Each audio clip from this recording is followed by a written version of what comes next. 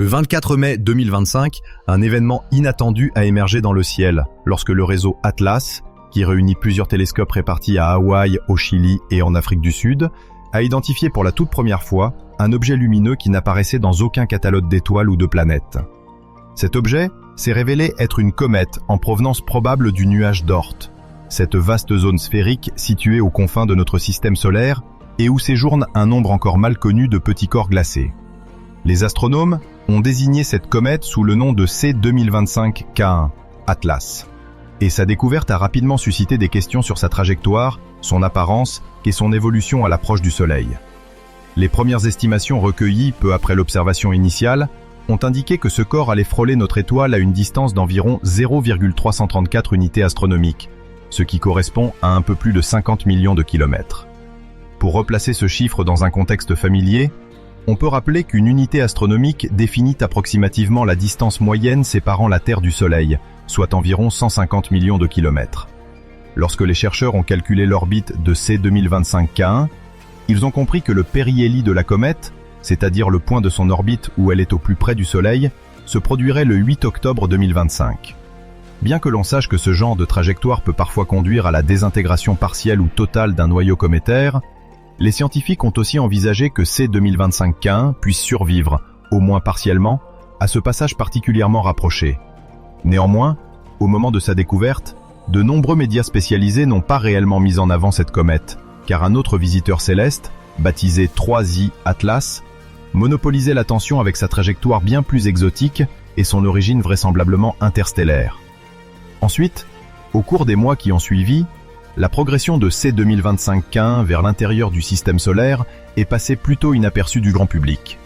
Les astronomes suivaient néanmoins cette progression de près et, mi-octobre, ils ont confirmé la recovery de la comète, c'est-à-dire l'observation qui valide que ce corps demeure actif et détectable après un laps de temps où il pouvait être difficile à repérer, notamment lorsqu'il se trouvait trop près du Soleil pour être observé dans des conditions correctes. Cette confirmation d'activité a fait renaître l'intérêt pour C2025K1, et certains chercheurs ont commencé à évoquer la possibilité qu'elle puisse révéler des caractéristiques inhabituelles en termes de couleur ou de forme de la queue. En effet, l'examen des données antérieures suggérait que le noyau de cette comète possédait une composition chimique potentiellement différente de celle observée chez d'autres objets issus du nuage d'Oort. Les débats sont alors restés ouverts, car il arrive souvent que les comètes d'apparence standard évoluent de façon inattendue lorsqu'elles s'approchent du Soleil. Les astronomes ont donc redoublé de prudence en évitant des annonces hâtives, préférant attendre qu'elles soient à nouveau suffisamment visibles pour être photographiées et analysées par des télescopes au sol et dans l'espace. À la fin du mois d'octobre, alors que C/2025K1 réapparaissait dans un ciel un peu plus sombre à l'aube, plusieurs astronomes amateurs ont commencé à partager des clichés intrigants sur des forums spécialisés et sur les réseaux sociaux. Les images montraient une teinte que beaucoup qualifiaient de dorée, bien différente de la couleur verdâtre ou parfois bleutée que l'on associe classiquement à la chevelure gazeuse qui entoure le noyau d'une comète. Généralement, la couleur verte provient de la décomposition de molécules carbonées comme le carbone diatomique ou le cyanogène. Et la teinte bleue est parfois synonyme de molécules contenant de l'ammoniac ou du monoxyde de carbone. Les teintes blanchâtres sont souvent liées à la poussière qui réfléchit la lumière du Soleil sans coloration chimique spécifique. Or, voir émerger une nuance dorée demeure un phénomène vraiment peu courant, ce qui a immédiatement éveillé la curiosité de nombreux passionnés et professionnels. En parallèle, un autre détail surprenant a été rapporté. La forme de la queue semble présenter un aspect plissé, comme si le vent solaire modulait les panaches de gaz et de poussière en leur donnant des ondulations régulières. Le vent solaire correspond à ce flux de particules émis en continu par notre étoile, et il peut altérer l'apparence des queues cométaires, en particulier lorsque la distance au Soleil devient assez faible. Au début du mois de novembre, la commotion médiatique autour de C/2025K1 s'est amplifiée. Les données photométriques fournies par divers observatoires ont confirmé que la comète avait atteint une magnitude apparente d'environ 9, ce qui la rendait accessible à des astronomes amateurs équipés de simples jumelles ou d'un petit télescope dans des conditions d'observation idéales. Sur les photos prises à cette période, la lueur dorée était encore nette et contrastait avec la teinte plus neutre ou bleutée que la comète affichait au moment de sa première détection.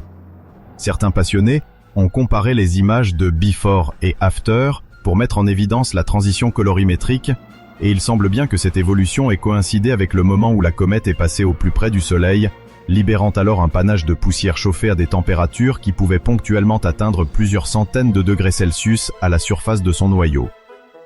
Pour mieux comprendre pourquoi l'échauffement solaire peut favoriser une telle transformation, il faut se rappeler que le noyau d'une comète se compose majoritairement de glace d'eau, mêlée à divers composés volatiles comme la glace de monoxyde de carbone ou la glace de dioxyde de carbone, ainsi que de grains de silicate et de matières organiques complexes.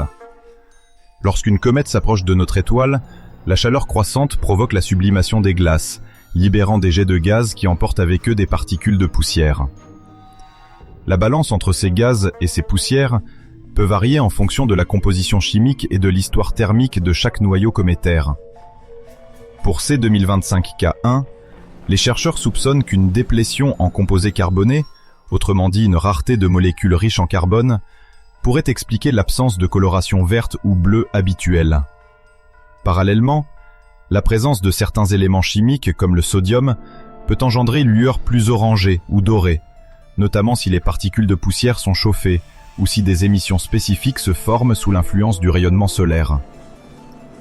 Ces hypothèses restent sujettes à investigation, et plusieurs équipes ont sauté sur l'occasion pour réaliser des mesures spectroscopiques plus poussées afin de déterminer la nature exacte des gaz éjectés par la comète. Les échantillons spectraux peuvent permettre de repérer la signature de l'atome de sodium sous forme de raies d'émission, ainsi que la composante d'émission continue liée à la poussière. En outre, la polarimétrie, qui consiste à mesurer la polarisation de la lumière réfléchie, peut révéler des informations fines sur la taille, la forme et la composition des grains de poussière. L'autre aspect fascinant de cette comète réside dans son orbite de longue période, typique des objets venant du nuage d'Oort. Les comètes ainsi propulsées vers l'intérieur du système solaire n'y viennent parfois qu'une seule fois dans leur existence, à moins qu'elles ne subissent des perturbations gravitationnelles capables de les installer sur une orbite récurrente. Les scientifiques se sont donc demandé si C2025K1 effectuait ici sa première incursion dans la région proche du Soleil, ou si elle avait déjà pu effectuer d'autres passages plus anciens dont la trace serait perdue dans le temps. Les études préliminaires ont toutefois suggéré un paramètre orbital quasi parabolique, caractéristique des comètes nouvelles, susceptibles de libérer de grandes quantités de volatiles encore non épuisés.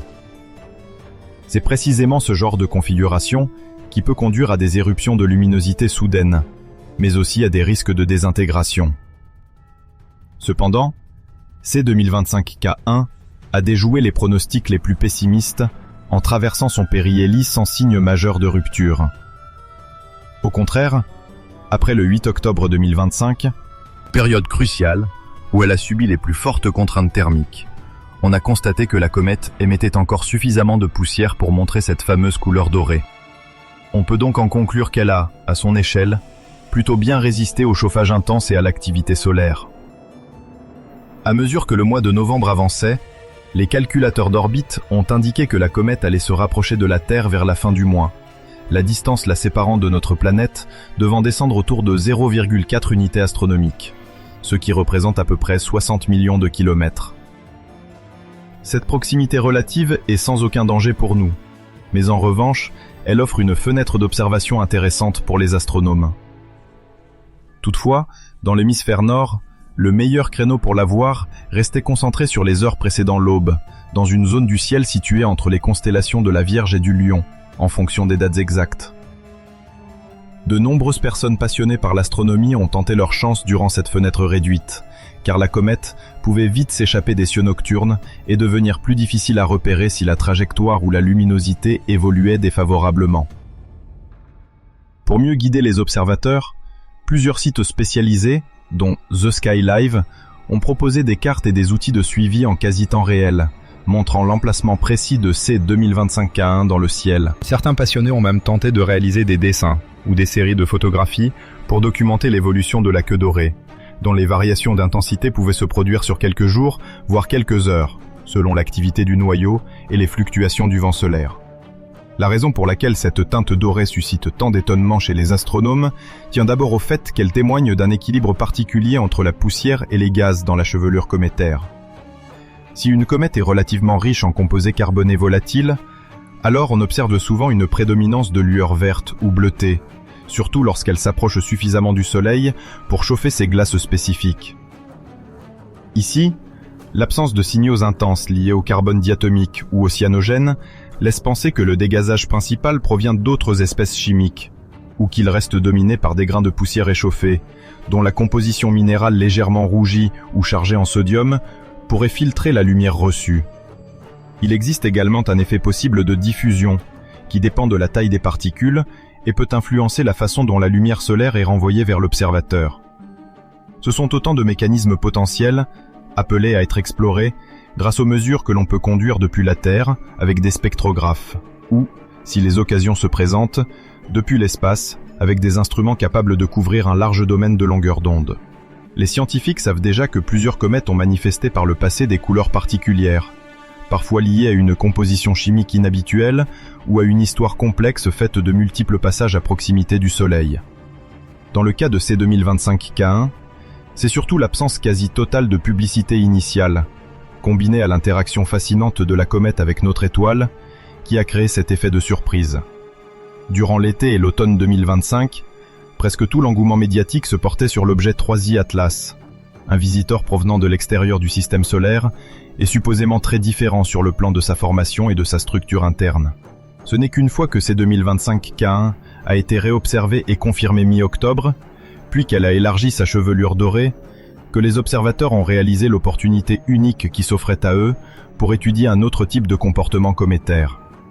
La question que beaucoup se posent est de savoir jusqu'à quand la comète exhibera cette teinte dorée, et si elle pourrait la conserver lorsque sa distance au Soleil augmentera à nouveau.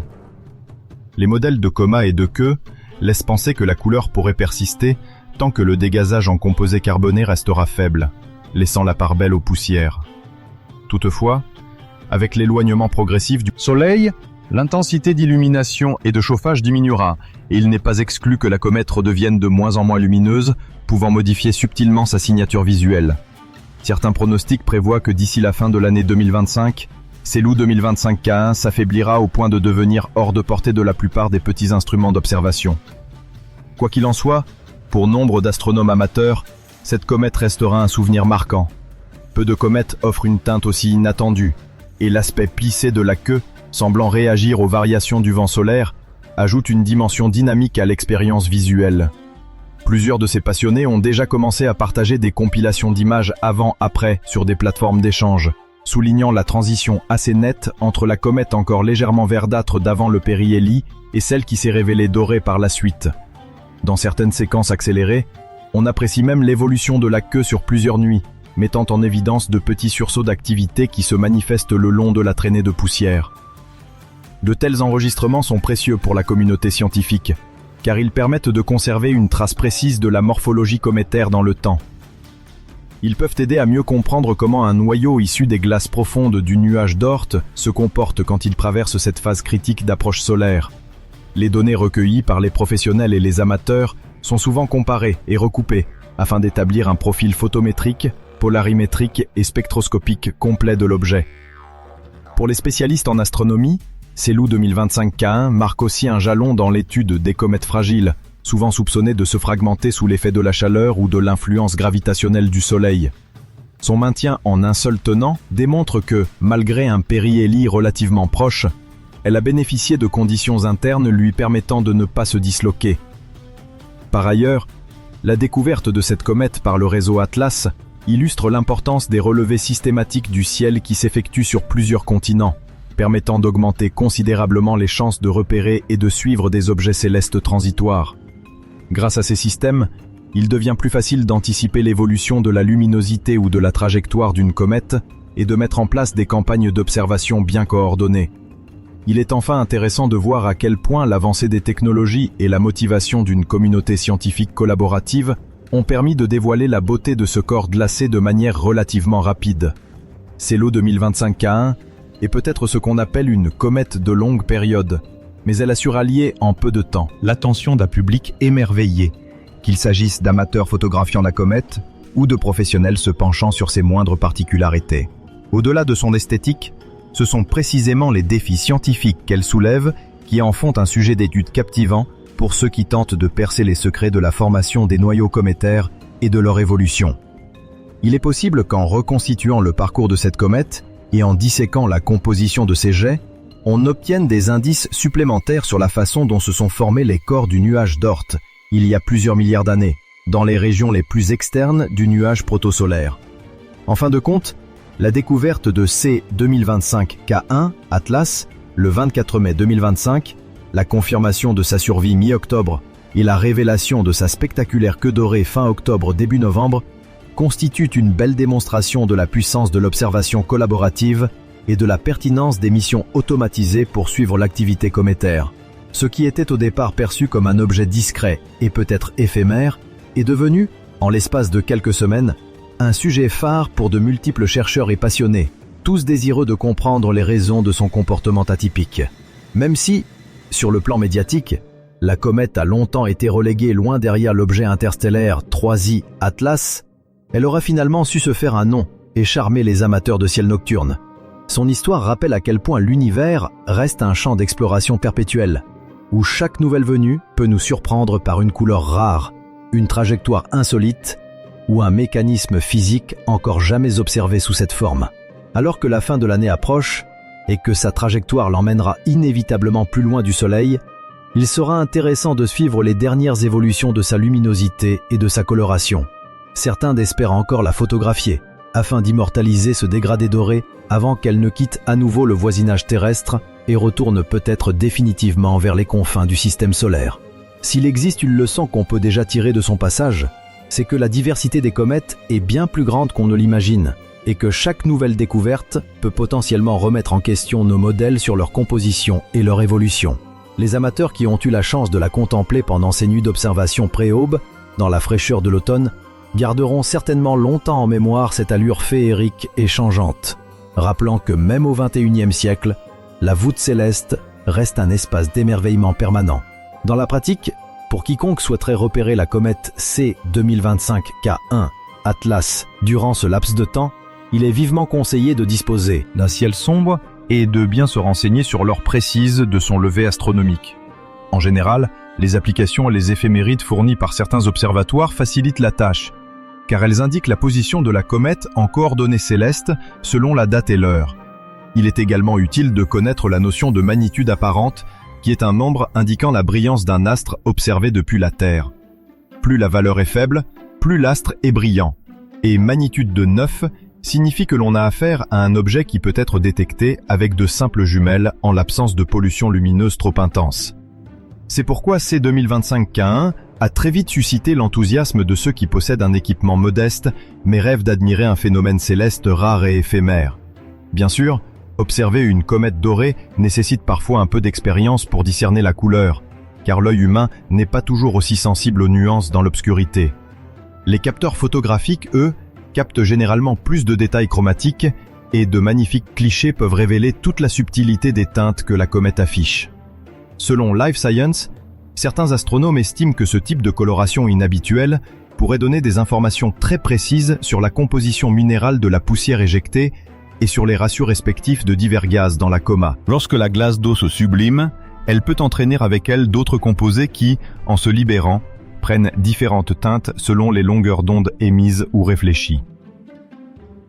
Il existe même des hypothèses liant la présence de grains enrichis en sodium à cette teinte dorée, car le sodium peut rayonner dans une partie du spectre correspondante au jaune intense.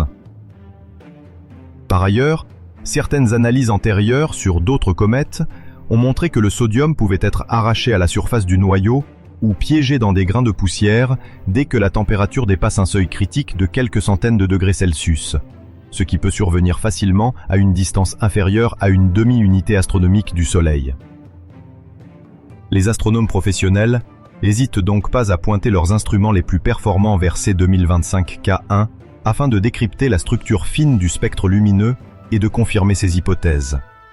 En effet, comprendre pourquoi une comète arbore un ton doré comporte un intérêt scientifique majeur. Cela éclaire la diversité chimique potentielle des objets du nuage d'Oort et rend compte des processus de différenciation qui peuvent se produire à l'intérieur des noyaux cométaires au fil de leur périple cosmique. Les données recueillies lors du survol de la comète par divers télescopes au sol pourront être comparées avec celles obtenues pour d'autres comètes plus classiques sur le plan de la couleur. Si l'on constate qu'un certain nombre de comètes présentent cette raréfaction en composés carbonés et un enrichissement en poussière métallique, il faudra alors envisager un scénario de formation ou d'évolution particulier pour ces voyageuses interstellaires. Par ailleurs, il est intéressant de noter la rapidité avec laquelle la communauté internationale a réagi dès les premiers signaux d'un changement de couleur. Les photographies amateurs postées sur les réseaux ont vite circulé, alertant les chercheurs eux-mêmes qui disposent de facilités d'accès à des équipements professionnels. Cette synergie entre astronomes amateurs et professionnels illustre la modernité de l'astronomie d'observation telle qu'elle se pratique au début du XXIe siècle. De plus, la confirmation qu'un corps céleste donné n'a finalement pas disparu lors de son périhélie, alors même qu'on le soupçonnait de s'effacer, rehausse toujours l'intérêt d'en faire l'examen en profondeur. L'histoire récente de C2025 K1 nous rappelle également que les comètes venues du nuage d'Oort sont parfois annoncées comme des comètes du siècle, susceptibles de produire de vastes spectacles lumineux, puis finissent par se briser ou s'assombrir bien avant d'atteindre la culmination de leur éclat. Or, ici, c'est l'inverse qui s'est produit. La comète est restée relativement discrète jusqu'à ce que, contre toute attente, elle exhibe une singularité visuelle remarquable, ce qui fait d'elle un objet d'étude d'autant plus précieux. Sur un plan strictement scientifique, le choix du moment et du lieu d'observation de la comète joue pour beaucoup dans la qualité des données récoltées. Des astronomes doivent composer avec la rotation de la Terre, les variations de luminosité du ciel et la météo, et ils profitent souvent de la fin de nuit pour disposer d'un ciel suffisamment sombre sans être trop bas sur l'horizon. Dans l'hémisphère nord, les constellations de la Vierge et du Lion deviennent des points de repère pour localiser C2025 K1 en fin d'année 2025, voire au tout début de la suivante, si elle reste visible. Cependant, on sait que les comètes amorcent un déclin progressif lorsque leur distance au Soleil augmente à nouveau, rendant le dégazage moins intense et la chevelure plus ténue. Ainsi, l'opportunité de la voir sous cette apparence dorée demeure conditionnée par la période de forte activité qui suit immédiatement le périhélie. Un autre paramètre non négligeable prend la forme de la fameuse queue plissée qui émanerait de la comète. Les spécialistes expliquent que ce motif ondulé peut naître d'interactions particulièrement dynamiques entre les jets de gaz émis par le noyau et le vent solaire. Parfois, la queue de poussière peut se séparer de la queue ionique, chacune étant composée de particules de masse et de charges différentes. Les particules chargées peuvent être poussées plus violemment par le vent solaire et former des structures filamenteuses qui se déforment rapidement. Dans le cas présent, il semble que la queue de C2025 K1 présente plutôt un plissé dans le continuum de poussière, ce qui dénote peut-être un flux épisodique ou pulsé de matière provenant du noyau, modulé par la rotation de ce dernier ou par des sursauts localisés. Pour démêler ces phénomènes, des observations répétées sont nécessaires, notamment en imagerie haute résolution, qui permettrait de distinguer les filaments ou les arches de matière au sein de la queue. Certains essaient également de corréler ces observations à des mesures du vent solaire, afin de voir si de brusques changements d'intensité ou de direction du flux de particules solaires coïncident avec les distorsions observées dans la queue. Ceci peut contribuer à mieux saisir l'évolution dynamique d'un noyau en pleine phase de dégazage. Qu'il s'agisse de professionnels minutieusement équipés ou de passionnés capturant des images avec un télescope plus modeste, chacun apporte sa pierre à l'édifice en documentant l'aspect changeant de la comète. Une fois combinées, ces données aident à brosser un tableau plus complet de la vie de C2025 K1, depuis sa sortie potentielle du nuage d'Oort jusqu'à son passage près du Soleil et sa plongée express dans les radars médiatiques, l'indiquent certaines sources, Wikipédia, The Sky Live, Live Science. La comète illustre à quel point notre compréhension de ces petits corps glacés demeure incomplète, même après des décennies de recherche. Certes, on sait aujourd'hui modéliser en partie les trajectoires, et la physique de la sublimation a fait l'objet de travaux détaillés. Mais chaque nouvelle comète nous réserve toujours son lot de découvertes. Les chercheurs se demandent également comment la structure interne de C2025 K1 Atlas a pu résister à l'épreuve du périhélie sans se fragiliser au point de s'effondrer, comme cela s'est produit pour d'autres comètes dans des situations similaires. Certains avancent l'idée que son noyau pourrait être plus grand ou plus compact que prévu, ce qui limiterait l'infiltration de la chaleur à l'intérieur et préserverait un noyau unifié. D'autres supposent qu'il pourrait exister une couche superficielle de matériaux réfractaires, empêchant une érosion trop rapide des glaces plus volatiles situées en dessous. Dans tous les cas, seul un suivi prolongé dans le temps permettra de tirer des conclusions plus fermes. Il se peut qu'à terme, la comète finisse par se scinder en morceaux si elle repasse un jour près du Soleil ou si des contraintes gravitationnelles trop importantes la déforment. Mais tant qu'elle demeure observable, son étude alimentera certainement la compréhension de la chimie et de la dynamique cométaire. Enfin, il est intéressant de souligner que ce type d'étude s'inscrit dans un cadre plus vaste, où les astronomes veulent déterminer comment l'eau terrestre, et par extension la vie, ont pu apparaître sur notre planète grâce aux apports extérieurs d'eau et de matières organiques. Les comètes, en particulier celles issues du nuage d'Oort, pourraient fournir une part non négligeable des blocs constitutifs de la biosphère. Mais les débats scientifiques restent animés sur la proportion exacte. L'observation de C2025K1, avec ses caractéristiques particulières, viendra sans doute ajouter de petites pièces au puzzle global de l'évolution chimique à l'échelle cosmique. Au final, cette comète dorée, d'abord passée inaperçue, aura réussi à capter l'attention de nombreux observateurs, autant pour son esthétisme rare que pour les interrogations savoureuses qu'elle soulève. Voir un corps venu des confins glacés de notre système solaire se parer de reflets d'or face au Soleil rappelle l'immensité et la diversité des phénomènes célestes et renforce l'idée qu'il reste énormément à découvrir. Nous n'avons peut-être pas fini d'entendre parler de C2025K1 Atlas, car les chercheurs continueront sans doute à publier des rapports et analyses dans les mois et années à venir, partageant ainsi avec le grand public les secrets que recèlent encore ces fabuleuses sentinelles venues du lointain nuage d'Oort. Et bien que son approche la plus proche de la Terre ne doive pas susciter la moindre inquiétude en termes de risque d'impact, son passage constitue un moment fort pour contempler, une fois de plus, la danse des comètes et célébrer la beauté intemporelle qui entoure les voyageurs célestes. D'autres comètes, alors qu'elles ne s'approchent pas suffisamment pour être qualifiées de rasantes, peuvent néanmoins connaître des épisodes de fragmentation et se briser subitement, laissant derrière elles plusieurs fragments qui continuent à suivre une trajectoire similaire. Il arrive que chacun de ces morceaux développe sa propre coma et sa propre queue, donnant aux images astronomiques un aspect presque poétique, comme si chaque fragment devenait à son tour une comète miniature. Les causes de ces ruptures peuvent être variées. Modification thermique rapide, pression de gaz piégé en profondeur et qui se libère brutalement, ou encore collision avec de petits débris interplanétaires. Dans certains cas, on a affaire à des événements plus progressifs, où la comète se désagrège lentement sur plusieurs semaines, libérant un nuage de fine poussière. À d'autres moments, l'explosion est plus soudaine et brutale, se manifestant par une augmentation éclair de l'éclat cométaire, avant que le noyau ne se sépare en plusieurs morceaux irrécupérables. Certains astronomes amateurs ont aussi popularisé l'expression « Devil Comet » pour évoquer certaines comètes dont l'aspect devient étrange ou inquiétant, en particulier quand leur queue semble arrachée ou tordue par les fluctuations rapides du vent solaire. Il arrive qu'un orage magnétique solaire, c'est-à-dire un épisode où l'activité solaire est accrue, reconfigure violemment les lignes de champ, heurtant la comète et réorganisant en quelques heures la forme de la queue ionique. Sur certaines photographies, on a pu observer ce qui semble être une queue brisée, comme séparée de la comète, donnant l'illusion d'un espace vide entre la comète et ce qui reste de sa traînée lumineuse. Parfois, cette portion détachée s'éloigne et se dissipe, laissant apparaître une nouvelle queue qui commence à se développer en sens inverse.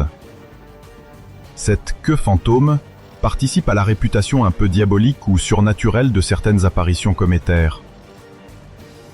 Au tout premier stade de la formation de notre système solaire, une vaste nébuleuse de gaz et de poussière s'est condensée sous l'effet de la gravitation pour donner naissance au Soleil et aux planètes.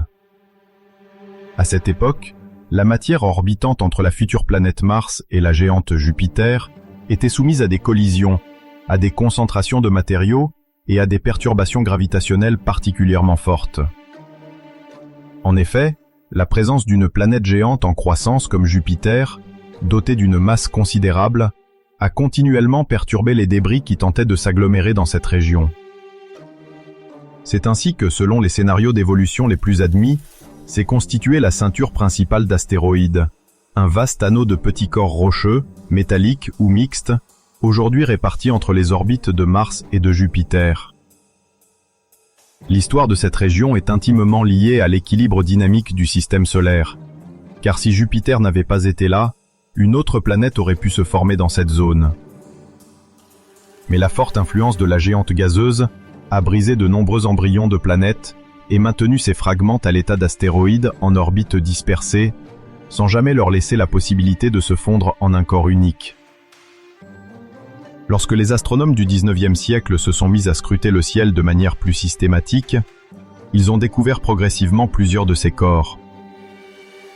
D'abord, le tout premier à avoir été identifié est Cérès, au tout début du 19e siècle, observé comme un point lumineux qui semblait se déplacer parmi les étoiles fixes. Au fil des ans, plusieurs autres astéroïdes ont été repérés, souvent nommés par des chiffres et des appellations mythologiques.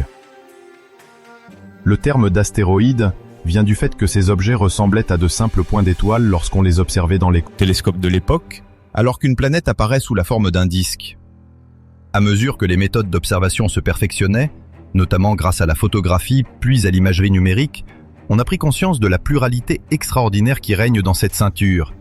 D'innombrables blocs rocheux de tailles variées, certains de quelques dizaines de mètres seulement, d'autres de plusieurs centaines de kilomètres de diamètre.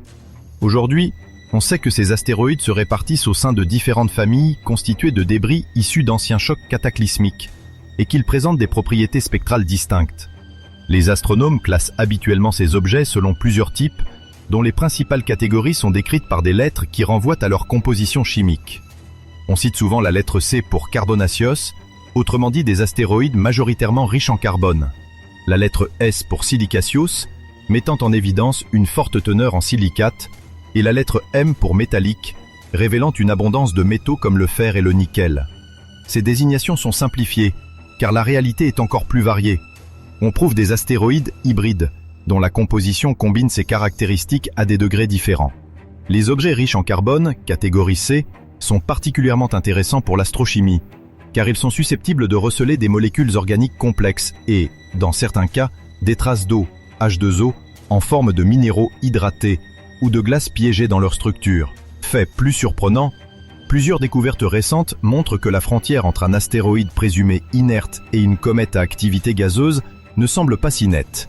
Certains astéroïdes, reconnus sous l'appellation « objet actif de la ceinture principale » ou MBC, selon l'expression en anglais désignant les Main Belt Comets, se sont mis à dévoiler des phénomènes d'outgassing, c'est-à-dire l'échappement de gaz ou de poussière au-dessus de leur surface. Parfois, ce dégazage transitoire est lié à un impact de petits projectiles. Il peut exposer des glaces internes à la lumière du soleil. Parfois, il résulte d'un phénomène saisonnier. Si la structure d'un astéroïde riche en molécules volatiles subit une élévation de température locale suffisante pour sublimer de la glace. Comme ces corps ne présentent pas un dégazage soutenu sur de longues périodes, ils demeurent classés du côté des astéroïdes. Mais leur comportement rappelle celui des comètes, en particulier lorsqu'on observe autour d'eux une légère traînée de poussière. Pour les scientifiques, ces objets formidables constituent de précieux laboratoires naturels, car ils aident à mieux comprendre comment des composés volatiles peuvent se retrouver si profondément enfouis dans un astéroïde. Cela pose aussi la question de la genèse de ces corps. Sont-ils des comètes inactives qui ont migré vers cette région, ou bien des astéroïdes qui ont conservé un reliquat de glace depuis la naissance du système solaire? Une question qui renforce l'hypothèse d'une frontière finalement plus poreuse qu'on ne le pensait entre les comètes et les astéroïdes.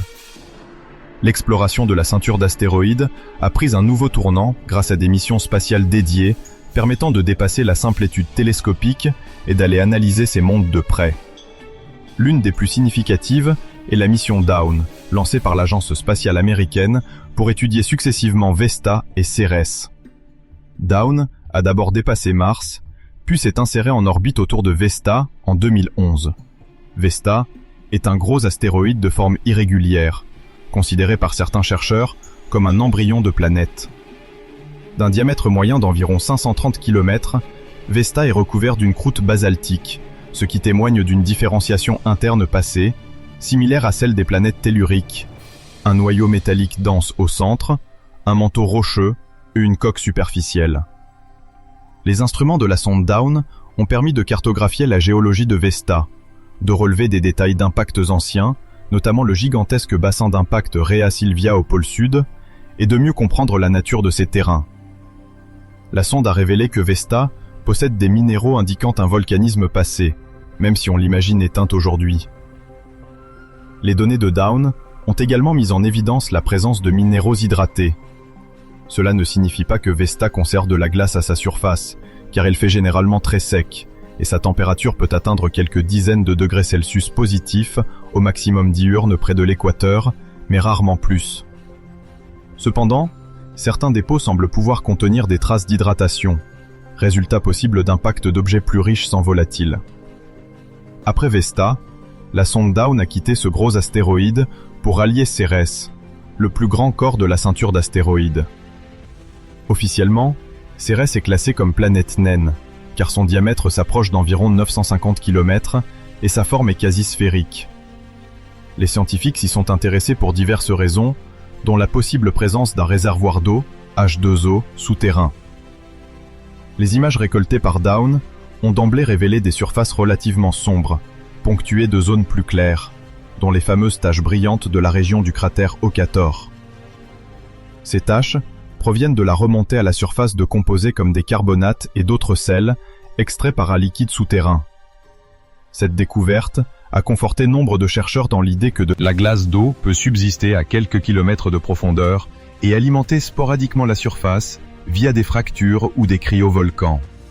Les températures à la surface de Cérès dépendent de l'ensoleillement, mais on peut observer des variations allant d'environ -110 degrés Celsius dans les zones ombragées près des pôles, jusqu'à des pics proches de 0 degrés Celsius en plein jour sur certaines régions plus exposées. Les relevés de Dawn ont ainsi confirmé l'hypothèse que Cérès est bien plus aqueuse que ne l'est Vesta, ce qui en fait un fascinant réservoir de matériaux potentiellement importants pour retracer les conditions initiales dans la ceinture d'astéroïdes et plus largement dans tout le système solaire interne. Par ailleurs, la présence possible d'eau, H2O, dans la ceinture d'astéroïdes soulève depuis longtemps une interrogation majeure. Cette région a-t-elle pu contribuer à l'apport en eau sur la Terre, en plus de ce que pouvaient transporter certaines comètes?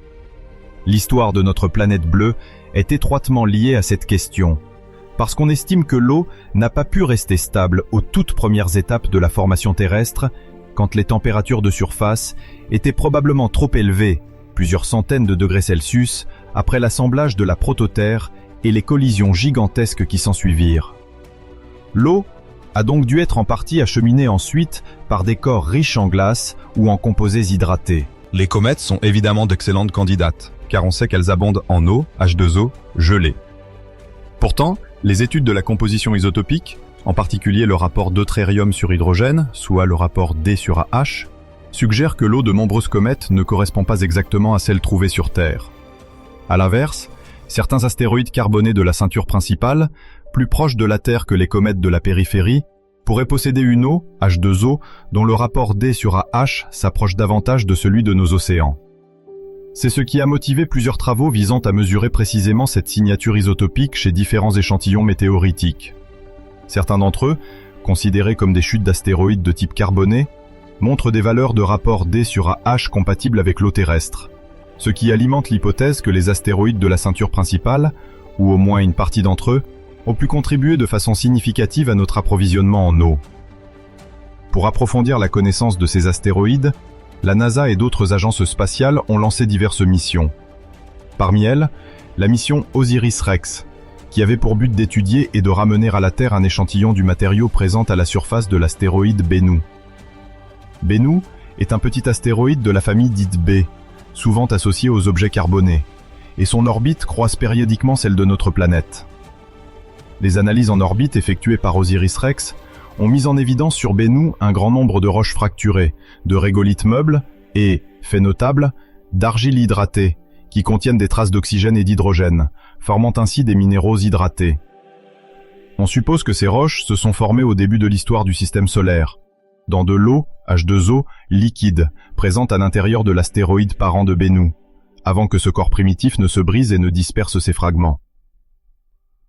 La mission a prélevé une quantité non négligeable de régolithes sur Bennu, et la rapporter sur Terre, permettant aux laboratoires du monde entier d'analyser sa composition à l'échelle microscopique. Les premiers résultats confirment la présence de matières organiques complexes, possiblement précurseurs des briques fondamentales de la vie, et la mise en évidence d'eau piégée dans des minéraux. Ce matériel primitif est inestimable pour mieux comprendre comment, très tôt, des composés volatiles ont pu être préservés et quelles réactions chimiques se sont produites avant que notre planète ne devienne habitable. À l'échelle de la ceinture, les températures moyennes sont relativement froides, bien que plus élevées que celles régnant dans les confins du système solaire au niveau de la région de Neptune ou plus loin encore. Ainsi, un astéroïde en orbite moyenne dans la ceinture recevra moins de rayonnement solaire qu'une planète comme Mars, mais davantage que Jupiter.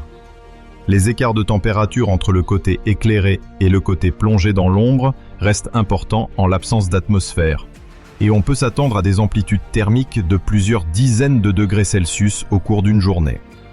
Néanmoins, la simple irradiation solaire suffit parfois à provoquer la sublimation de la glace dans les couches superficielles, à condition que cette glace se trouve suffisamment proche de la surface.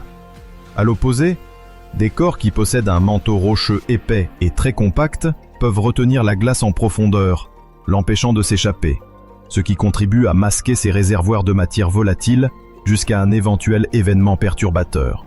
Une autre raison d'étudier la ceinture d'astéroïdes vient de l'importante diversité de ces objets.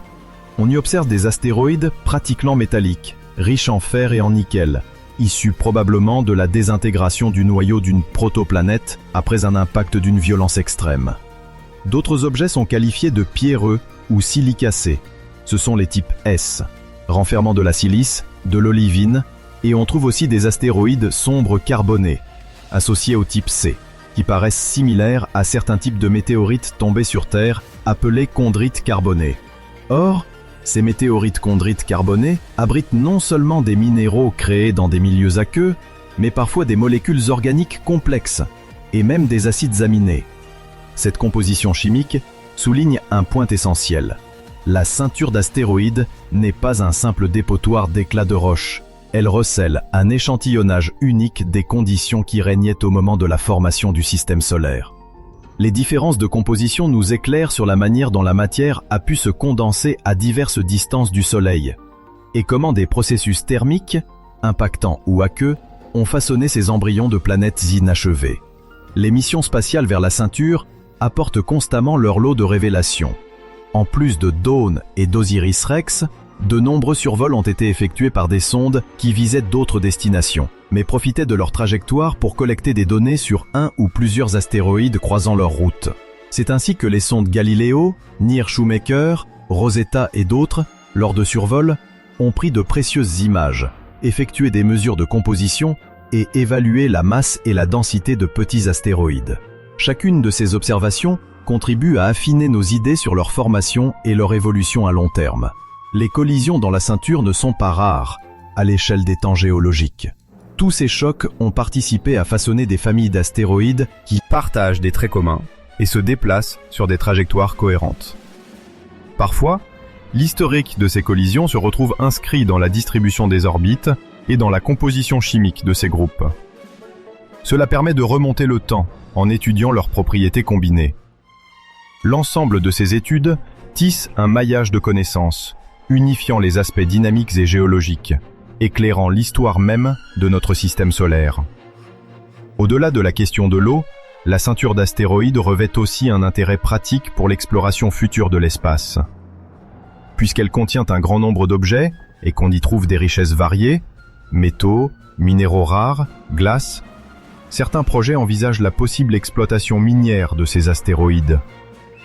Des entreprises privées et des agences gouvernementales scrutent déjà la faisabilité d'envoyer des sondes capables de repérer les objets les plus riches en métaux précieux ou en ressources volatiles utiles à de futures colonies.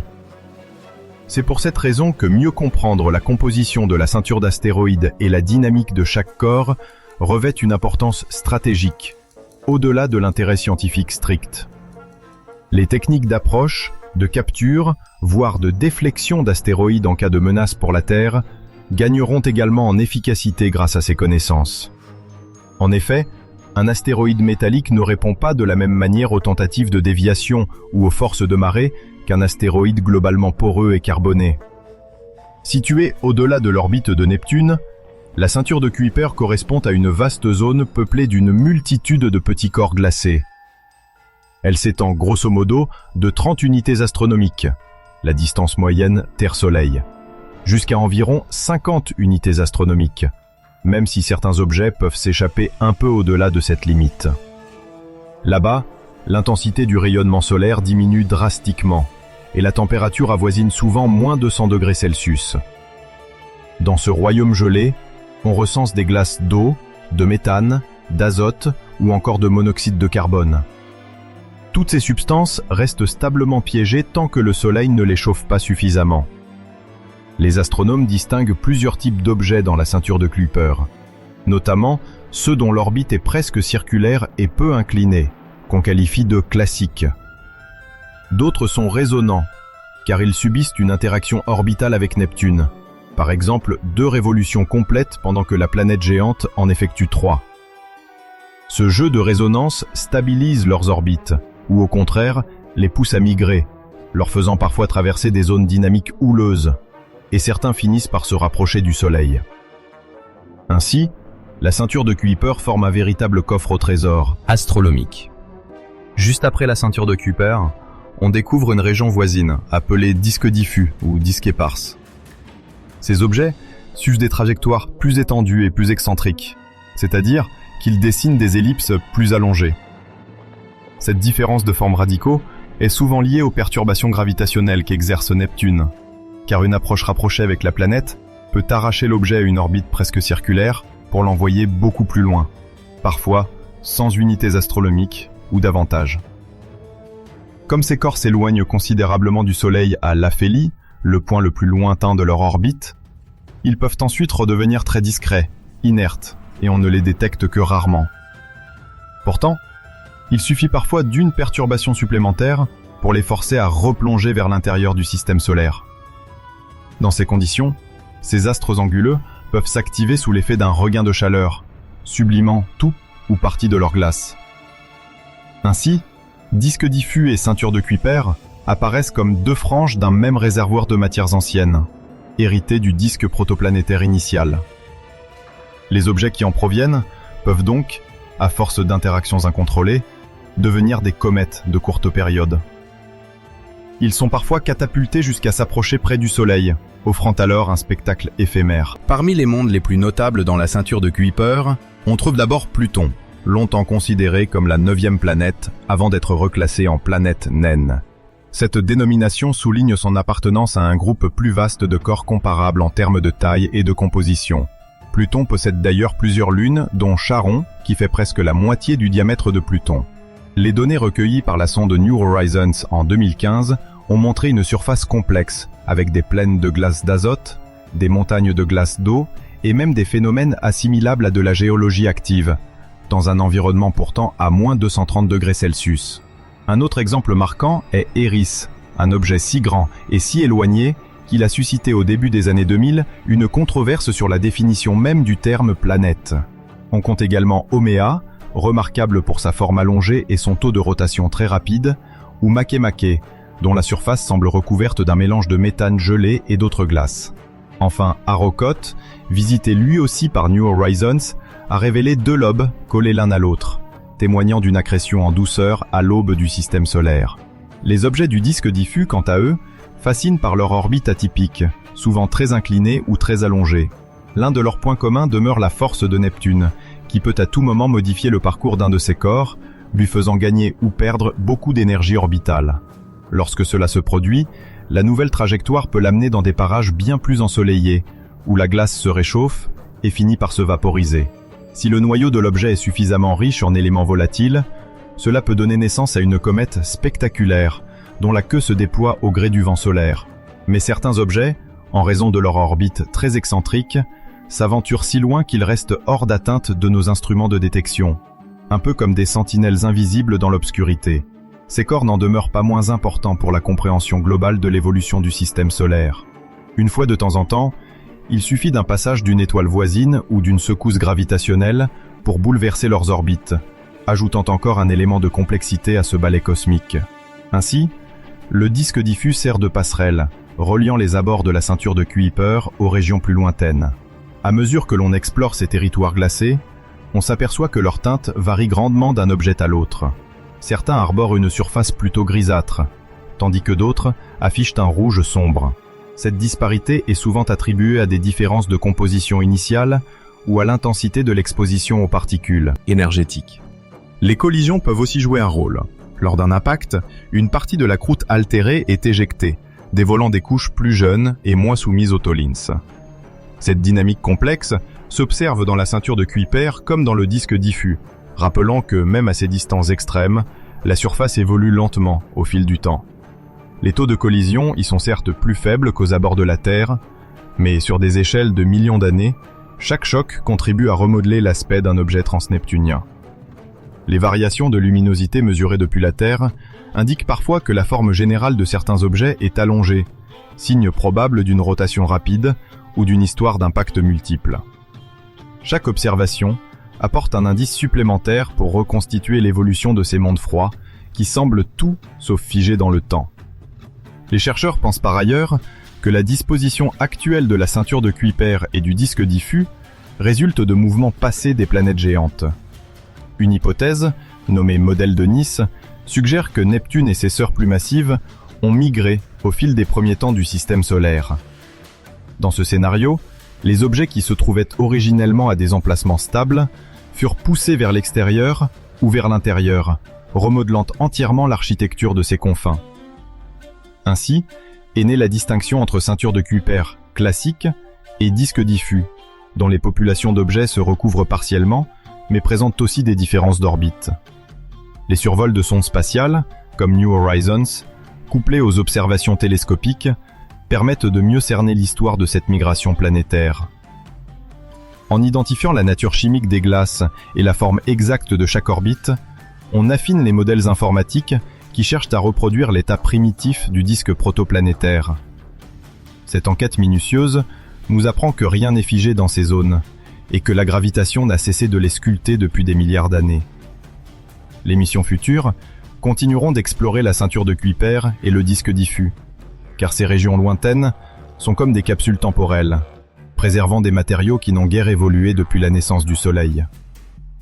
Des télescopes de nouvelle génération, installés au sol ou dans l'espace, vont scruter ces confins pour repérer toujours plus d'objets inconnus, dont certains dépassent sans doute les 1000 km de diamètre. Chaque découverte alimente nos bases de données sur l'orbite, la forme, la rotation ou la composition chimique de ces corps. En analysant la variation de brillance ou le spectre de la lumière qu'il renvoie, on peut inférer la présence de certaines glaces ou de matières organiques. On s'attend même à ce que des missions robotisées plus ambitieuses puissent un jour se poser sur l'un de ces astres, comme on l'a fait avec des sondes sur des astéroïdes plus proches. Une telle démarche offrirait un accès direct à la structure interne et aux glaces souterraines, consolidant notre compréhension de la genèse des blocs primordiaux du système solaire. Plus on en saura sur ces lointains paysages givrés, mieux on décryptera l'histoire globale de notre environnement cosmique. Le nuage d'Oort est souvent présenté comme l'un des plus grands mystères de notre système solaire, un vaste réservoir qui s'étend, selon les estimations les plus communément admises, entre environ 10 000 unités astronomiques et 100 000 unités astronomiques à partir du Soleil. Une unité astronomique correspond à la distance moyenne entre la Terre et le Soleil, soit un peu plus de 150 millions de kilomètres. Cela signifie qu'au plus lointain, le nuage d'Oort s'étire jusqu'à plusieurs milliers de milliards de kilomètres de notre étoile, et qu'il formerait une sorte d'enveloppe quasi sphérique autour de tout le système solaire. Cette région extrême est peuplée de milliards, voire de milliers de petits corps glacés, qui pour la plupart ne s'approcheront jamais suffisamment du Soleil pour être observés de près.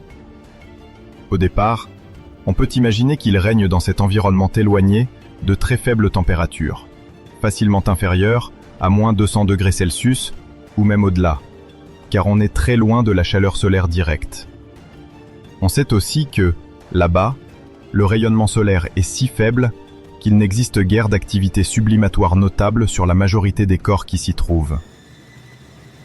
Toutefois, certains événements, comme le passage d'une autre étoile à proximité ou l'influence des marées galactiques, peuvent, au fil du temps, déstabiliser l'orbite de ces corps et les envoyer vers les régions intérieures du système solaire, où ils deviendront des comètes à longue période.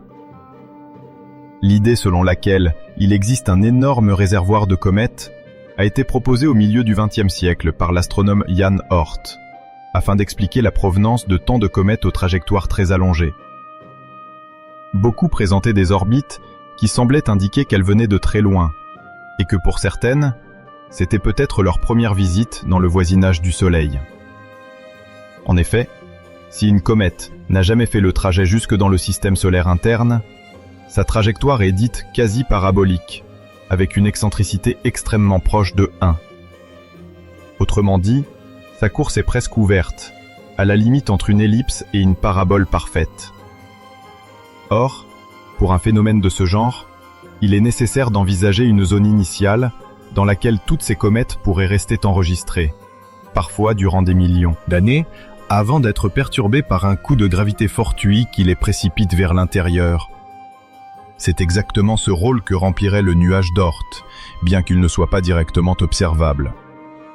Son existence est déduite à partir de calculs d'orbites cométaires et d'indices indirects, plutôt que par imagerie directe.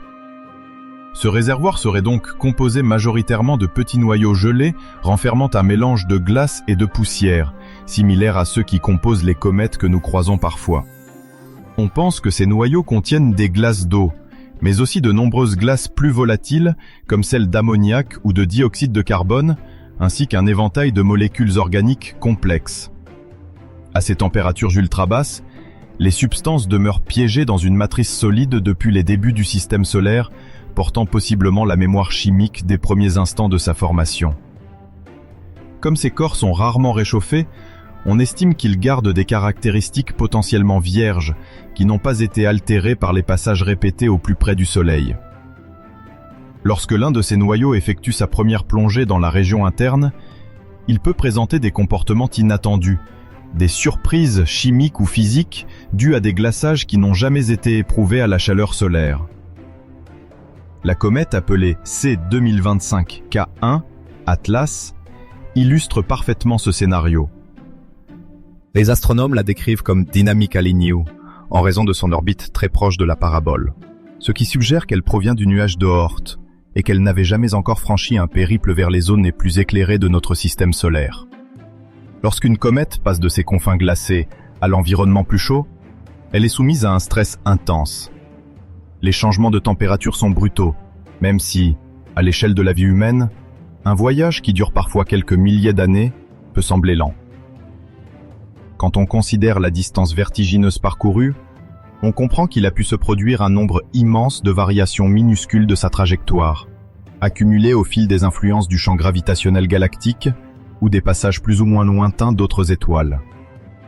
Chaque perturbation agrandit ou réduit légèrement la vitesse, oriente différemment l'orbite, jusqu'au moment où le corps finit par plonger vers le Soleil.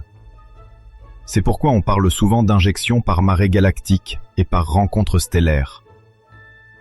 Les marées galactiques sont, pour simplifier, des différences d'attraction gravitationnelle exercées par le disque de la Voie lactée sur le nuage de Oort, qui peuvent suffire à rompre la stabilité des trajectoires de certains objets. En parallèle, des étoiles situées dans le voisinage du Soleil, ou qui le croisent sur de longues périodes, peuvent rapprocher brièvement leur gravité et légèrement perturber les orbites d'objets lointains. Parfois, un décalage minuscule initial finit par devenir une véritable excursion dans les régions intérieures.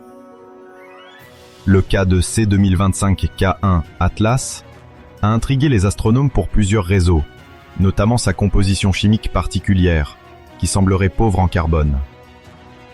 D'ordinaire, beaucoup de comètes arborent des teintes verdâtres ou bleutées, causées par la présence de molécules comme le dicarbone, appelé parfois C2, ou le cyanogène, que l'on désigne parfois par le terme carbonitrure, descendant de la molécule notée C+N, auxquelles s'ajoutent différentes combinaisons de gaz, de poussières et d'ions. Ici, les premières analyses spectrales ont révélé peu de signatures évidentes de ces molécules carbonées. Certains chercheurs émettent l'hypothèse que, lors de son premier survol solaire, C2025K1, Atlas, a pu perdre rapidement certaines couches superficielles riches en matière carbonée, ou qu'au contraire, sa composition d'origine présente déjà un déficit en composés carbonés. Cette déplétion en carbone pose des questions intéressantes. Se situe-t-elle sur l'ensemble du noyau ou n'affecte-t-elle que la couche externe? Est-ce un signe que la comète s'est formée dans un environnement local du nuage d'Oort aux caractéristiques particulières?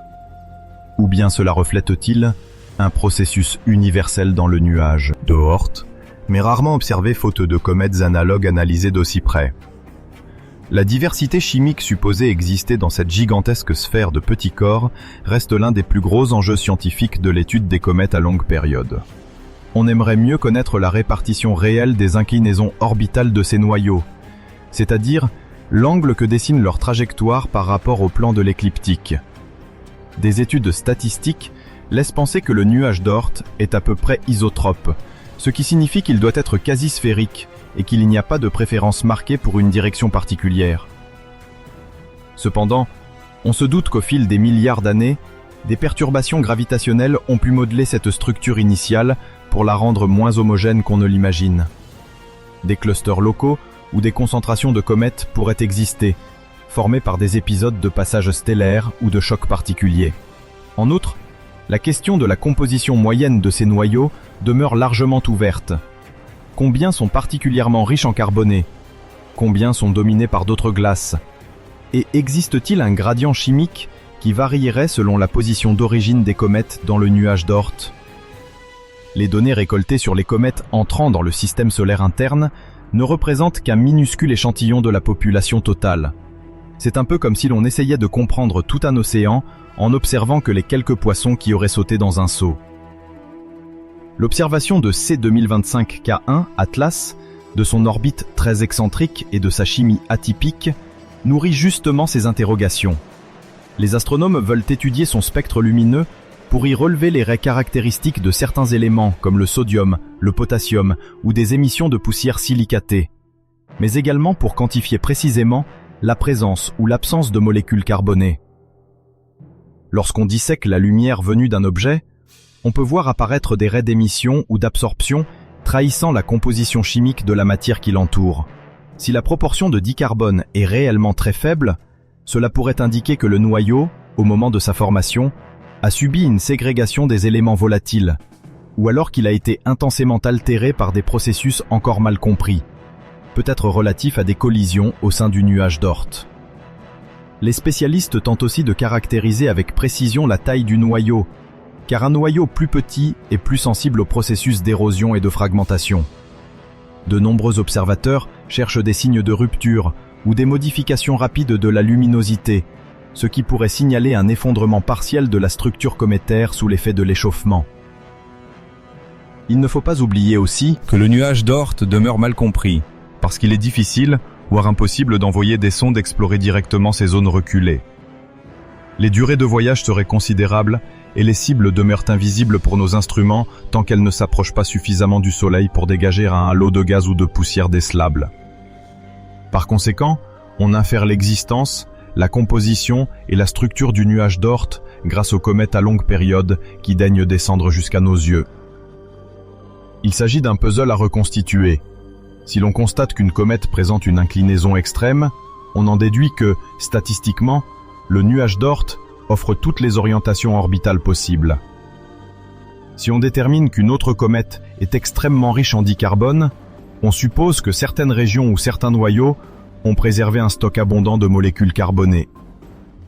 A contrario, quand arrive un objet comme C2025K1 Atlas, dépourvu de ses composants, cela signifie qu'il doit exister une proportion non négligeable de membres appauvris dans cet élément, ou qu'un processus particulier les a altérés au cours de leur longue sédentarisation à la périphérie du système solaire.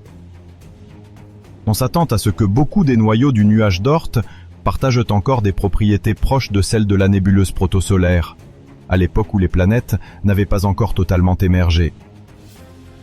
Les mesures de leur composition isotopique, par exemple le rapport entre différents types d'hydrogène dans la molécule d'eau, sont primordiales pour évaluer l'origine de l'eau terrestre et d'autres éléments volatiles. Comprendre la fraction de corps pauvres en carbone éclaire potentiellement les schémas de formation chimique dans cette zone. Ainsi, même si nous ne possédons pas encore de réponse définitive, chaque nouvelle arrivée d'une comète dynamiquement nouvelle engage la communauté scientifique à repousser les frontières de ces modèles. Qu'il s'agisse d'analyser ces jets, de surveiller l'éventuelle fragmentation du noyau ou de disséquer les longueurs d'onde renvoyées par les poussières surchauffées, nous emmagasinons petit à petit de précieuses informations pour cartographier la diversité possible au cœur de cette immense réserve. Les chercheurs s'interrogent aussi sur la proportion exacte de comètes vierges dans le nuage d'Oort, et dans quelle mesure les marées galactiques ou les rencontres stellaires favorisent le mouvement de ces noyaux. Certains estiment qu'après plusieurs milliards d'années, une bonne partie des comètes susceptibles d'être éjectées l'ont déjà été. D'autres suggèrent que le nuage d'Oort a une réserve si abondante que nous n'en avons encore reçu qu'une fraction infime. Il existe également un débat sur la taille des noyaux qui s'y cachent. Peut-être que certaines supercomètes, avec des diamètres de plusieurs dizaines de kilomètres, attendent encore un éventuel dérangement pour se manifester à l'intérieur du système solaire. Il demeure possible qu'au hasard statistique des perturbations stellaires, un tel objet fasse un jour irruption, offrant un spectacle sans précédent. Les visiteurs interstellaires constituent sans doute l'une des découvertes les plus déroutantes de l'astronomie moderne. Pour comprendre l'ampleur de leur caractère exceptionnel, il faut d'abord savoir qu'avant 2017, on ignorait si des objets en provenance d'autres systèmes stellaires pouvaient réellement traverser le nôtre. Jusque-là, beaucoup de chercheurs suspectaient l'existence de blocs errants, arrachés à leur étoile mère par des perturbations gravitationnelles. Mais jamais nous n'avions observé directement un tel voyageur. Tout a changé lorsqu'est apparu un I Oumuamua à la fin de l'année 2017. Cet objet, baptisé selon un langage hawaïen signifiant « messager venu de loin », a non seulement fourni la preuve concrète qu'il existe des intrus au sein de notre système solaire, mais il a également fasciné le public par ses caractéristiques physiques inédites qui semblaient défier toute classification simple. Les mesures initiales ont montré que son orbite était hyperbolique, ce qui signifie qu'il évoluait à une vitesse suffisante pour n'être lié à aucune étoile de façon durable et qu'il ne reviendrait jamais après avoir survolé notre région. Les astronomes ont alors compris qu'il s'agissait d'un objet capturé par le champ gravitationnel solaire pour un bref passage, dont la vitesse élevée témoignait de son origine hors de notre système solaire. Le mystère s'est épaissi lorsque les premières analyses de sa forme ont été publiées. Certains travaux scientifiques, en se fondant sur la manière dont la luminosité de l'objet variait au cours de sa rotation, ont suggéré que un I Oumuamua possédait une géométrie très allongée, un peu comme un cylindre, ou, pour reprendre des images plus frappantes, une sorte de cigare cosmique. D'autres hypothèses ont fait valoir qu'il pouvait s'agir d'un disque plat, tournant légèrement sur son axe, ce qui aurait rendu compte des irrégularités dans la courbe de luminosité. Bien qu'on ne puisse déterminer avec précision sa forme exacte, on a pu conclure qu'elle était hors norme par rapport aux astéroïdes et aux comètes habituelles de notre système solaire. Un autre point intrigant tenait au fait qu'on n'observait aucune production de gaz ou de poussière en quantité notable, ce qui est typiquement attendu chez les comètes quand elles s'approchent de notre étoile. Les comètes émises par le nuage d'Oort, par exemple, libèrent fréquemment de grandes quantités de matière volatile qui forment une chevelure lumineuse. Pour un I Oumuamua, il n'y avait pas de coma bien visible, pas de queue prononcée. Et pourtant, les mesures de trajectoire ont indiqué une force légèrement plus élevée que la simple attraction du Soleil. Cette discrète poussée, non expliquée alors, a conduit à émettre plusieurs hypothèses, notamment la présence d'un dégazage très ténu et difficile à repérer, ou encore l'influence de la pression de rayonnement solaire. Aujourd'hui, la plupart des spécialistes s'accordent à penser qu'il s'agissait d'un dégazage extrêmement subtil, possiblement lié à une sublimation de glace de nature inhabituelle, comme des glaces à base de dihydrogène ou d'autres composés volatiles. Cela dit, le débat n'est pas clos, car il est particulièrement complexe de déterminer la composition chimique précise d'un objet si fugitif et dont l'étude s'est faite à une époque où il était déjà en train de quitter notre voisinage. À peine la communauté scientifique commençait-elle à digérer cette première rencontre spectaculairement étrange, qu'un second vagabond galactique a pointé le bout de son noyau, l'objet 2I Borisov, découvert en 2019. Celui-ci, à la différence de 1I Oumuamua, s'est montré tout de suite plus classique dans son apparence, davantage conforme à l'image qu'on se fait d'une comète. On a pu repérer une coma, c'est-à-dire la chevelure gazeuse, ainsi qu'un panache de poussière qui se dissipait dans son sillage. Cette fois, le dégazage était suffisamment marqué pour qu'on puisse réaliser des analyses spectrales et confirmer que Deuxi Borisov présentait une composition similaire à certaines comètes issues du nuage d'Oort, particulièrement en ce qui concerne le monoxyde de carbone et l'eau sous forme de glace. Néanmoins, le fait qu'il se déplaçait selon une trajectoire hyperbolique, avec une vitesse d'évasion supérieure à celle qui permettrait d'en faire un objet lié gravitationnellement au Soleil, prouvait de nouveau son statut étranger. L'accumulation de données a permis de mettre en évidence une abondance notable de monoxyde de carbone, plus élevée que ce qu'on rencontre souvent dans les comètes locales. Les chercheurs en ont déduit qu'il s'agissait d'un témoin chimique différent, potentiellement forgé dans un environnement plus froid ou d'une étoile haute aux caractéristiques particulières, avant que l'objet ne soit éjecté lors d'un épisode de perturbation gravitationnelle. Contrairement à 1I Oumuamua, cette comète interstellaire n'a pas suscité autant de controverses sur sa nature profonde, car elle se trouvait dotée de signatures plus familières. Elle a cependant ravivé l'idée que notre système solaire subit, peut-être plus souvent qu'on ne le croit, la visite d'objets exotiques issus de systèmes stellaires lointains et porteurs d'informations sur la chimie de ces lieux méconnus. La question essentielle suite à ces deux arrivées surprenantes a porté sur la fréquence de tels événements. Sommes-nous en train de découvrir seulement maintenant un phénomène courant parce que nous disposons de télescopes plus performants et de programmes de détection automatique? Ou bien s'agit-il de rarissimes hasards reflétant un taux d'occurrence fondamentalement très bas? Les modèles numériques suggèrent que, avec l'augmentation sensible de la sensibilité instrumentale et l'élargissement des réseaux de surveillance, nous pourrions détecter davantage d'objets interstellaires dans les décennies à venir. C'est dans ce contexte que la détection de 3I Atlas, durant l'année 2025, a fait grand bruit. Ce troisième visiteur interstellaire officiellement recensé a encore une fois affiché une orbite hyperbolique, confirmant son origine hors du système solaire. Pour le grand public, la découverte est restée presque discrète, mais pour la communauté scientifique, elle a constitué un second choc, d'autant plus que 3I Atlas a présenté une activité cométaire marquée. Si 1I Oumuamua paraissait énigmatique et 2I Borisov plus conforme aux descriptions d'une comète régulière, 3I Atlas s'est avéré être un intermédiaire fascinant, en exhibant à la fois une belle coma, des comportements photométriques variables, ce qui a donné lieu à toutes sortes de spéculations quant à sa structure interne. Les observations de 3I Atlas, grâce à des instruments comme le télescope spatial James Webb et le télescope spatial Hubble, ont ajouté plusieurs pièces au puzzle. Contrairement à la plupart des comètes standards, qui sont souvent formées principalement d'eau gelée, de monoxyde de carbone, de dioxyde de carbone et d'autres molécules, ce visiteur interstellaire semble avoir subi des modifications subtiles liées à son exposition prolongée aux rayons cosmiques au cours de son voyage dans l'espace interstellaire. Les rayons cosmiques sont des particules énergétiques, souvent issues d'événements stellaires violents, qui bombardent la surface des objets non protégés par un champ magnétique ou une atmosphère.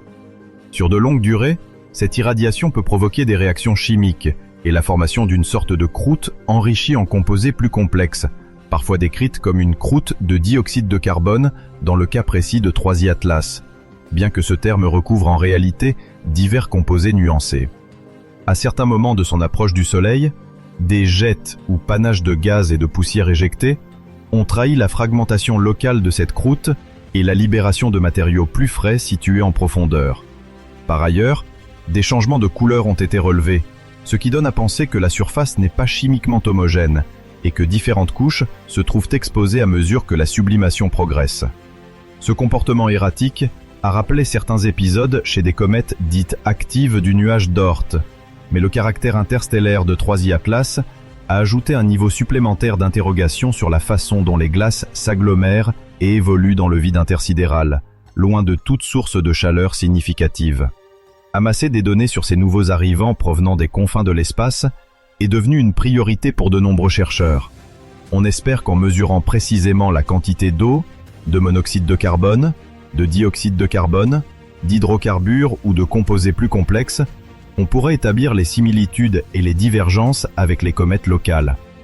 Chaque mesure livre un indice unique sur les conditions régnant dans les disques protoplanétaires d'autres étoiles et fait avancer la compréhension des premiers instants de la formation planétaire. À bien des égards, Proisy Atlas est un cas d'école. Il a révélé des jets, une coma, un noyau susceptible de présenter des couches superposées, et a été pris en chasse par des observatoires spatiaux majeurs pour détecter tout changement de luminosité, de couleur ou de morphologie, signe de diverses étapes de sublimation au fur et à mesure de son approche solaire. De telles études demandent souvent de la patience, car l'objet se déplace vite et les fenêtres d'observation sont parfois brèves. De plus, l'activité d'une comète peut fluctuer d'un jour à l'autre, selon la rotation du noyau, l'exposition au soleil et la distribution inégale des dépôts de glace. Les astronomes saisissent donc chaque opportunité, voire organisent des campagnes de suivi coordonnées à l'international, afin de couvrir l'ensemble des phases de survol. Cette accumulation récente de découvertes, de 1i Oumuamua à 3i Atlas, souligne un tournant pour l'astronomie. La certitude de voir se multiplier les identifications de nouveaux voyageurs d'autres étoiles.